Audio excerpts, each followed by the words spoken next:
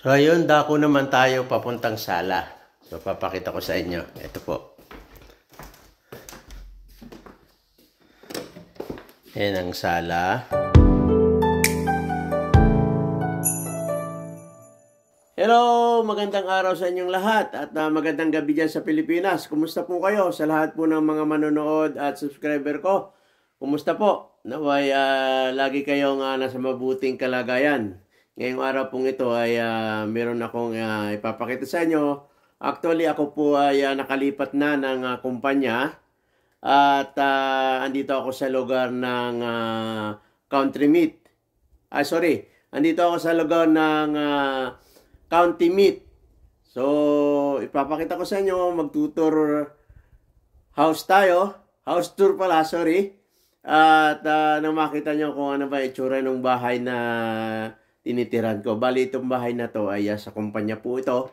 At binabayaran ko ng every month. So, dalawa kami dito ng taga South Africa. Kaya gusto kong ipakita sa inyo. So, ngayon, hindi ko na patatagalin at unahin ko muna yung sa labas at bago sa loob. So, kayo nang bahala kung ano ang masasabi nyo dito sa bahay ko. Actually, itong harapan ng bahay ay medyo magubat, pero ganun pa man, okay lang. At salamat at walang ahas dito. Tapos sa gilid, bali po, malapit lang ito sa gilid ng kalsada. Natatakrapan lang ng mga puno. Kaya kung makikita nyo, talagang medyo nakakalungkot para lang nasa probinsya. Ganun pa man, kailangan nating magtiis. Nagpunta po tayo dito para magtrabaho at para sa ating pamilya. So, sanay-sanay lang po. Siguro kailangan ko lang ng service para pumunta sa, halimbawa, doon sa bilihan ng Sentra. Kasi actually nasanay ako dun sa Monaghan na malapit lang yung Sentra, 3 minutes lang nilalakad ko na. So dito, compare dito, talagang medyo kailangan mo mag-exercise ng kaunti. 25 minutes po bago makarating ng Sentra. Pero okay lang, kaunting tiyaga-tiyaga lang. So ayun, at papakita ko na sa inyo. Tara po. Simulan natin yung house tour ko at makita muna nyo sa labas. Unahin natin yung sa labas. Ayan. So, gaya nga na sinabi ko sa inyo, itong harapan, madamo. Ayan. Yan po nakikita nyo yung puno na yan, ay yung kabila niyang kalsada na po. Ayan. So, ikot tayo para makita nyo yung kabuuan ng bahay. Bali, log house po yan pala ang tawag dyan, log house. Ito. Ayan. Ayan po. So, dito naman, nakita ko siguro dati itong parkingan ng sasakyan. At yun po ang gate palabas. Ayan. So, ayan, ano po yung masasabi nyo dito sa bahay namin? Ayan po yung kabuuan. Para lang ako nasa probinsya, para lang ako nasa Mindoro. Ayan, bagamat medyo madam, mabuti na lang at wala daw ahas dito. So yun. So punta na tayo sa loob.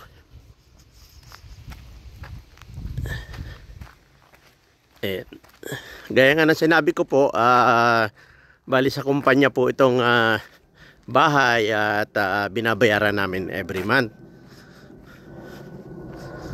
Ayan.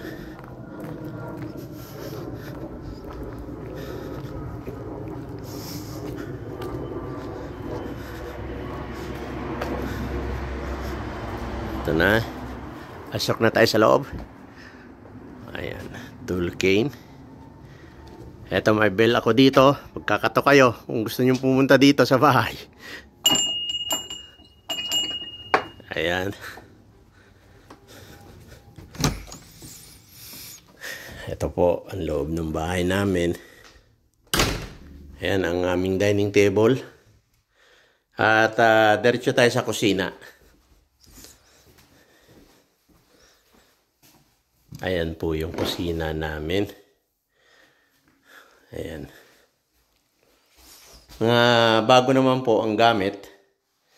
Ito, panghugas ng plato. Siguro naman alam nyo yan, yung mga taga Ireland. So bago po yan, hindi pa na nagagamit. Ayan po. So, meron namang microwave. Ito yung mga kutsara namin. Ayan. Dito kami nagluluto. At ito naman yung mga plato. Ayan. So, meron akong daladalang rice cooker. Ayan. 3 cups po yan. Yung maximum. Ayan. Ayan. Mag-coffee. May rinse hood. At ito ang rep namin. So, ito eh. Ayan. Ito yung mga kaldero. At ito. Ang rep. Ayan. Walang ganong laman kasi wala pang sahod. Ayan. So, yung mga frozen. Ayan. Ayun. At dito naman, papakita ko sa inyo, dito yung laundry namin. Laundry area. Ayan. Ito. Tapos, may isa pa kaming maliit na CR dito. Pag kung magsi-CR lang, ayan po.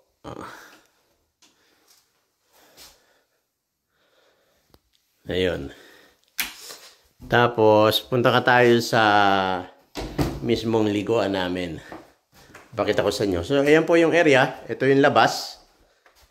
Ayan.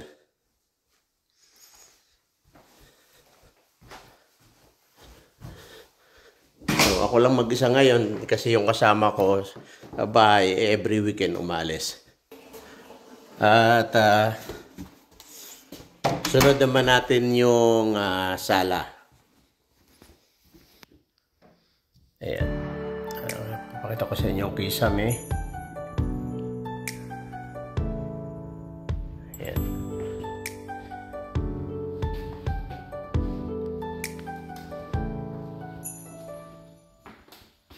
Ayan. May munting TV kami, 32 inches.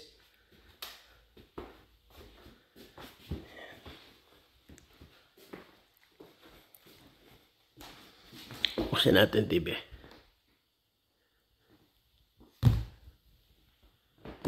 So, ayan, may chimney kami. Ayan.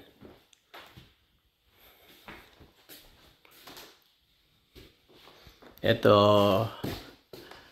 ayan naman yung heater namin. Ayan. Ayan po.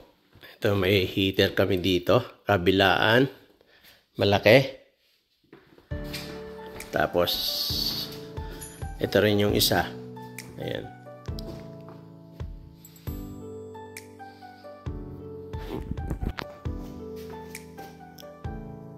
So, ayan po yung aming sala. So, punta naman tayo sa kwarto. Kaya nga nang sinabi ko, 4 ang kwarto dito. Ayan. Nakabukas po ang ilaw. Medyo madilim eh. Ayan. Bali, 4 ang kwarto. Ito naman yung banyo pala. Gusto ko na ilaw.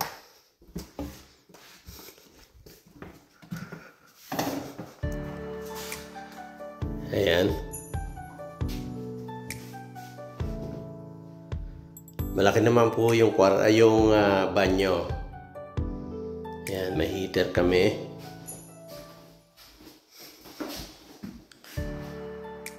Ayan.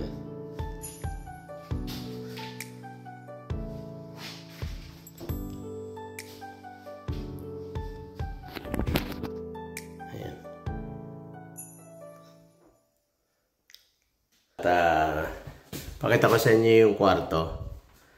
Bali, itong kwarto na to, itong nasa unang kwarto, samahan ko po yan, at taga South Africa.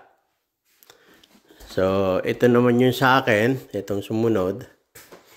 Pakita ko muna sa inyo itong isang kwarto. So, bali, 4 po yan. 1, 2, 3, 4. Itong maliit dito, mamaya ko ipapakita sa inyo. Buksan natin. So, ayan po. Wala nakatira. May cabinet na isa. Ayan, bago yung bedsheet. Ayan po. So, yung isa naman, dito. Buksan natin yung ilaw. Ayan. Malaki rin po yung kama. Aparador.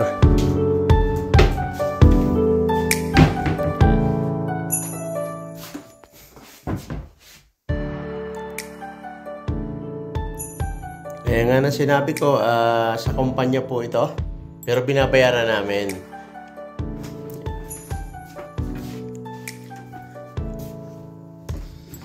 Teka, ilaw. Nakalimutan ko. So, ito yung panlima, pero hindi naman to kwarto, parang storage. Ayan. May electric bike. Ayan po. So, pwede na rin to isang kwarto, isang kama. Ayan. So, ito naman yung huli. Ay, sorry. Ito na po yung kwarto ko. Pasensya na kayo sa kwarto ko. Medyo makalat. Ayan. Ito po yung pinakamalaki na kwarto. Ayan. May maliit akong cabinet. Ayan. Yung aking alagang aso. Gutom na yan. Hello! Ayan. Ayan po.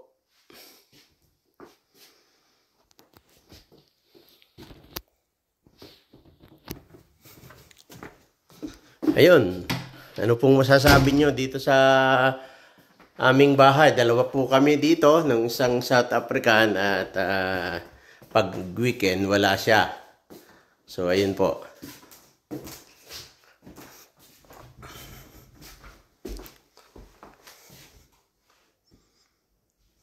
Ito, may tag-isa kami ng sampayan ng damit. So, labas tayo.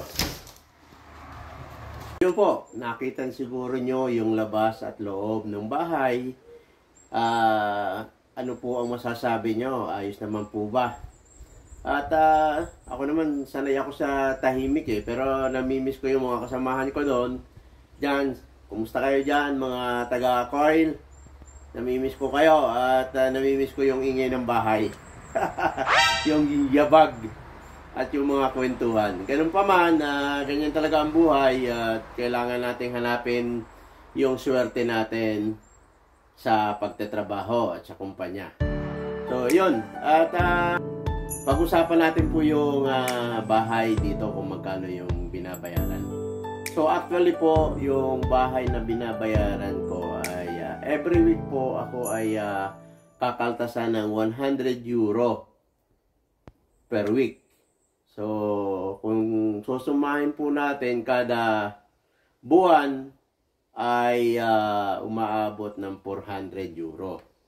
So, tatanong nyo kung kumusta naman ang ilaw, heater. At ang masasabi ko po sa inyo, yung ilaw at heater po ay kasama na po doon sa 100 euro na binabayaran every week. So, para sa akin, okay na rin po. Compare dun sa may tumaas man ng kaunti, okay lang. Unang-una yung kwarto ko, solo ko. At okay naman yung bahay. At ayos yung mga gamit. Sa ilaw naman, siyempre, parang pwede ko na rin sabihin unlimited, di ba? Kasi fix na yon. Mataas man o mababa, yun ang babayaran ko, 100 euro, at yun ay dideduct sa akin ng kumpanya. So ano po ba ang masasabi nyo? Tama na ba yon? Ayos lang yung presyo na yon na every week 100 euro ang babayaran ko. So 400 euro per month. Kaya nagpapasalamat din ako unang-una at ako ay nakakita ng kumpanya na masasabi kong pwede akong tumagal dahil nakita ko yung kontrata ko ay merong company pension unang-una at meron ding mga yearly increase at yearly bonus at meron pa rin pong attendance bonus every year. Kaya sana ay tumagal ako dito sa kumpanyang ito. Kaya ayun, sana hindi ko na patatagalin. Shout out po sa lahat ng mga manonood, sa mga coil. Miss ko na kayo. Sana pag pumunta kayo dito sa Dabling, pasyal naman kayo dito at abisahan nyo ako. At kay Engineer Abner Muli, kumusta po sir? Hindi ko pa kayo na babalitaan. So tatawagan ko kayo sa isang araw. At ako ay medyo parang nahihilo-hilo pa. Naninibago ako sa lugar.